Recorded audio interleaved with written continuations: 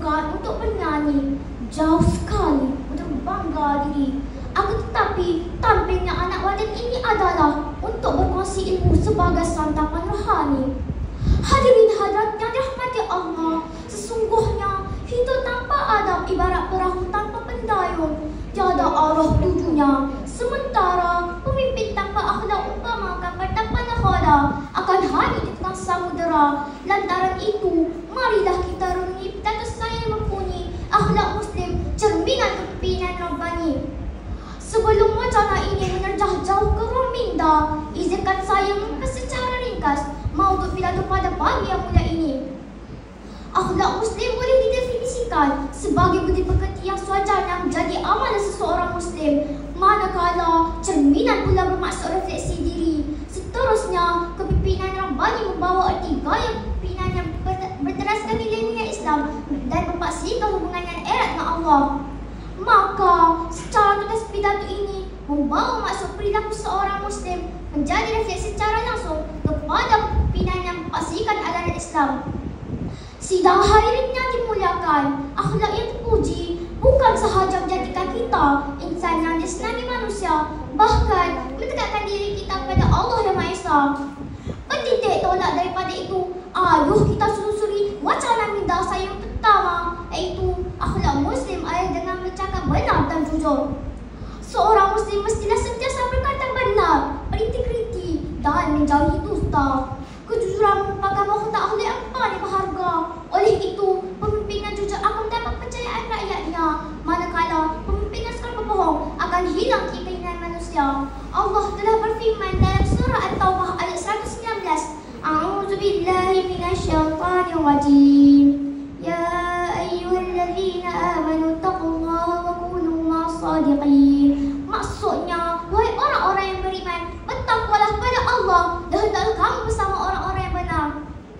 Nah, lihatlah para hadirin, betapa tinggi kedudukan orang yang jujur di sisi Allah. Bahkan Nabi Muhammad SAW sendiri digelar Al-Amin, iaitu orang yang dipercayai kerana baginda sentiasa bercakap benar dalam setiap keadaan.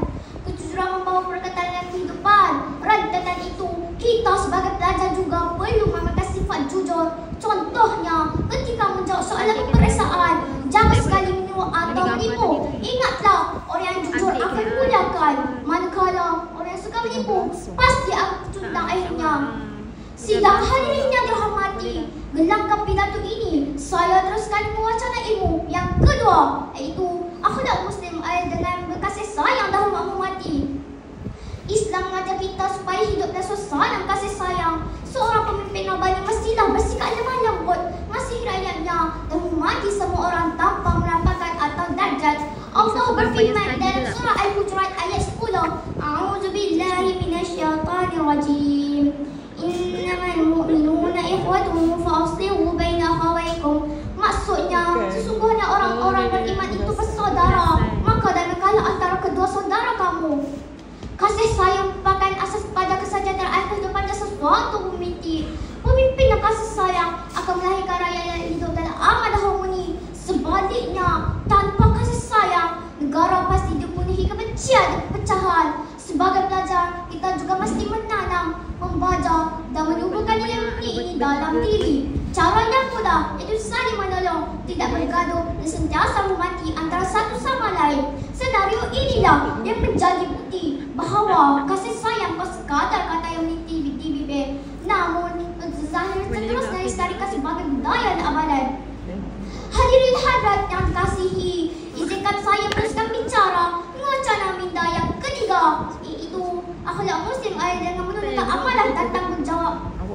Amanah ialah sifat utama yang menjadi tunjang kepada seorang pemimpin yang berwibawa dan berintegriti. Tanpa amanah, seorang pemimpin mudah terjebak dalam penyalahgunaan kuasa dan gagal membawa perubahan yang bermakna. Apabila diberi tugas dan tanggungjawab, pemimpin mesti melaksanakannya dengan bersungguh-sungguh. Sebagaimana firman Allah dalam surah An-Nisa ayat 58, A'udzubillahi minasyaitonirrajim. Innallaha ya'murukum an tu'addul amanati ila ahliha. Maksudnya, sesungguhnya Allah menyuruh kamu menyampaikan amalan kepada yang berhak menerimanya.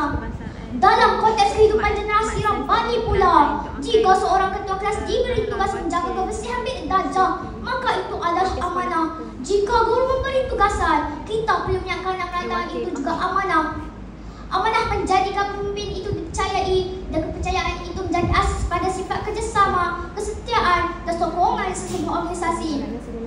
Sidang hadirin generasi bervisi, sebagai penutup wacana ingin saya simpulkan bahawa sesungguhnya akhlak ialah cerminan pribadi yang memantulkan cahaya kepimpinan Rabbani. Sementara itu, pemimpin Rabbani ialah khada yang memandu umat ke arah cahaya kebenaran, bukan mengheret mereka ke lembah kegelapan.